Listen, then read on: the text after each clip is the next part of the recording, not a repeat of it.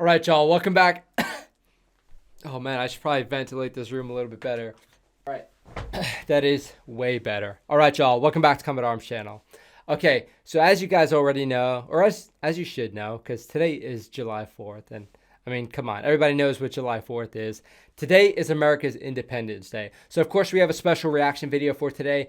We are looking at how do they teach the American Revolution in Britain. Now, this is a really interesting topic. It's something that I've thought about every now and again. I mean, even when you're talking about war, how is the other side portrayed in school? Like, for example, the Vietnam War, I imagine Americans are probably seen as like invaders or something. But this is a really interesting one, especially since, you know, the US and Britain are very, very close allies now. So it should be pretty interesting. I'm excited to get into it. Now, I'm expecting a lot of happy birthday messages down in the comment section. So I trust you guys will do the right thing. I mean, if you want to add something to that, you can do that, whether it be heathens or traitors, you know, whatever. A birthday is a birthday. So I trust you guys will do the right thing. But let's get into this video. It should be very, very cool.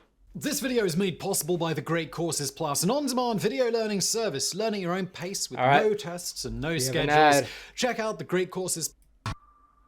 The American Revolution is one of the historical events that, together with things like the French Revolution, among other things, helped usher in the modern era. The Americans, on the whole, tend to be proud of this event and focus on it heavily in their school curriculum, as it heralds the birth of their nation and the triumph of a handful of terrorists against their government and fellow countrymen. But what do schools in Britain have to say about the American Revolution? To begin with, on the surface, if one talks to people on the street or reads a British book on the subject, Americans will perhaps be positively surprised to see that today there are no hard feelings in England regarding the Americans' choice to leave the glorious British Empire. May it reign forever. But really, we don't care. It seems like a peachy divorce with no grudges held or hostile views taken. After all, for the last century at least, the UK has been the closest ally of the US in Europe, with mutual support in all major conflicts of the 20th century. That's what I'm talking about.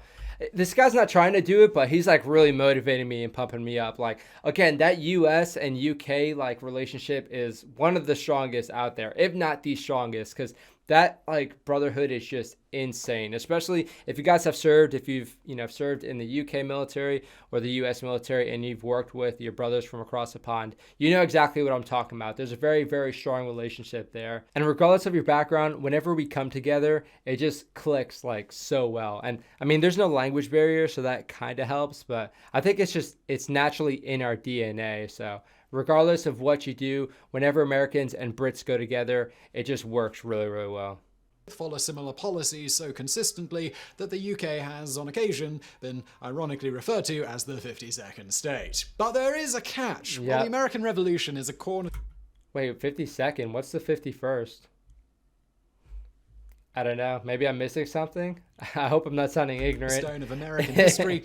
In Britain, well, it seems that the subject of the American War of Independence, as it is known in the UK, is rarely mentioned in British education books of past and present, or at least not in any great detail. That's not to say it's not mentioned anywhere, simply that while they may learn a little about early American history, including the War of Independence, it's more of a footnote in British history. It's probably also worth mentioning that when it is mentioned, it is never seen from a nationalistic point of view. For example, we don't angrily shake our fists at a picture of Thomas Jefferson and Benjamin Franklin. Rather, it's covered frankly, and then we move on swiftly to more interesting and relevant subjects. That's respectful, British you know? history. For example, the focus in history is much more centered around things like the Roman times. For example, the legendary resistance of Queen Boudicca against the might of Rome, or later periods such as the 100 Years' War and the intrigues of the Tudors generally trying to keep track of all the beheadings in the Tower of London. In more modern times, emphasis is put on issues such as industrialization, colonialism, and the post-colonization era, as well as the events during the World Wars and internal reforms.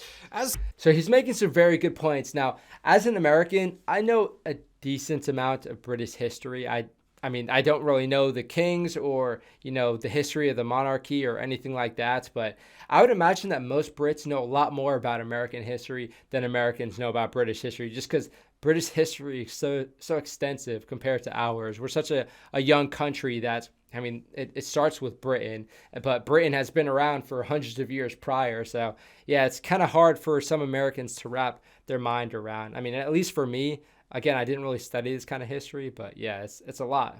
To the aggression of the British Empire, while many certainly complain that it's not fully represented, it is far from omitted. British imperialism, for example, in Africa, is of course addressed. So why not focus on the American War of Independence and the birth of one of the most influential nations in modern history? It seems that the lack of details when teaching about American independence is not due to shame, envy, or part of a continuous effort to hide the UK's colonial past, as, say, the case might be in Japan. Rather, the main reason is the unspectacularly trivial fact that the American Revolution is seen as a minor detail in comparison to other events directly related to British history. That makes the US sense. breaking off was simply just one of many nations that did it for a whole lot of reasons. Indeed, if one looks at the larger scope, more than 60 countries celebrate independence from the British Empire, which in its heyday had control over 1/5 of the globe's population. That would amount to, on average, one Independence Day celebration of a country every week in a given school year. A phlegmatic English answer would be to say that we have better things to focus on than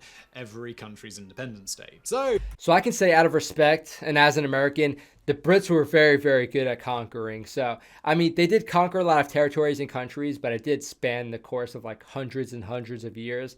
Now, I could be wrong with saying this, but I imagine the U.S. is probably one of the more recent ones, and definitely one of the larger ones, because the U.S. is pretty massive land-wise. So I imagine it's gonna resonate a little bit more just because of that. But again, I could be wrong. I don't know how many other territories sort of gained their independence after America did. The American Revolution is equated with other similar events, and it is rather addressed as an armed uprising of an important but distant rural populace against taxes, so hardly unique in history. The importance of ideas such as enlightenment, freedom, and democratic values are viewed by Americans on the basis of their revolution as one prime example thereof, but the schools in the UK, similar to most European countries, focus on other incidents. Some of them are closer to home and widely acknowledged as shaping history, such as the French Revolution. Another example is classic. The post-colonialism era in Asia and Africa as one of the main facets of world history. These, rather than American independence, are considered to provide the historical depth necessary for such discussions in the UK classrooms. Thus, the War of American Independence... Okay, so I guess basically he's saying that Americans care more about American stuff than Brits care more about British stuff. I mean... that makes sense, I guess. Will most likely come up as an addendum, providing context when dealing with the French Revolution or with trade regulations within the British Empire as an example of a taxation policy gone wrong. It can also be related to the long-term effects of the 7 Years' War, which may be considered one of the causes that would eventually lead to the higher taxation that in turn ignited the revolutionary actions in the Americas. Of course, that does not mean that American history is shunned from British schools, far from it. The developments of civic rights, the role of American industrialization, and the combined efforts with the British in the World Wars and the Cold War are placed highly in various stages of the curriculum, be it in the early key stages of the English system or adapted for older students of 15 to 18 years, such as during the A-level and GCSE exams. To give an example within the history books provided by AQA, that's a blast from the past. Out of more than 30 titles covering the period from the Crusades up to the 21st century, 2 refer directly to the USA. The Making of a Superpower, USA, 1865 to 1975, and The American Dream, Reality and Illusion, 1945 to 1980. The titles are indicative of the thematic stressed in each book. Notice that there is no book... Okay. Oh man, he's talking really, really fast and he has an insane vocabulary, so I'm still trying to process everything he's saying. Do Brits all have this amazing vocabulary? I mean, I know you guys got Oxford over there, so I mean, they make dictionaries, so I imagine your vocabulary should be pretty decent. That might be the most ignorant thing I've said this video. But okay, it makes a lot of sense. There's less time to teach people in those early school years because, I mean, y'all move on to university when you're 16, I think. So whenever you move on to university, you start learning more occupational focused stuff. So there's less time in those early school years to focus on stuff like this. So as an American, I understand that we're not as prevalent as some Americans might think we should be. But honestly, a lot of Americans couldn't even tell you when the American Revolutionary War happened. specifically dealing with the USA before 1861. Besides these reasons, the lack of emphasis on the American Revolution could be seen as related to the political scene within the UK itself. The UK is regarded by some as a fragile nation, as emphasized by much talk of independence by individual regions, especially in the last decade. The independence of a English-speaking American colony, which is also culturally related to England, is much more on par with the Scottish or North Irish independence movements than, say, the Indian independence of 1947. But to sum up, in general, the American Revolution is not negatively portrayed in British schools, as some might first assume. Rather, it is seen as one of many world history events which are linked to the understanding and teaching of UK history, that makes being sense. particularly vital to it, and thus not really worth covering in depth. And I'll just add on a personal note here that when we started doing this series of how is so-and-so taught in another part of the world, someone asked me this on Twitter, and my response is it's just not taught. We don't really look at it. And, well, now you've had the more in-depth answer. And you know what else is worth covering? He's about to go into another ad, I guess. But, yeah, I mean, it makes sense. Again, British history is insane, but at least they're being respectful whenever they do talk about the U.S. I mean, some teachers might have a vendetta against the U.S., but, again, we're such close allies now. I don't think that's a persisting thing. And I mean, again, it's just such a small thing in British history that people don't really have a whole lot of focus on it. It's more of like a meme than anything now, especially like even in my Discord server, we'll talk about how Americans are like the heathens, or, you know, we're not speaking the Queen's English or something like that. And it's funny. It's kind of like more of a jest or a quip than anything else. It's not as serious as some people might make it out to be, but I totally understand it. So let's see if there's any more to this video that we can learn about. Let's get into today's bonus fact. Okay, ever wonder what the difference between the UK, England, and Great Britain is?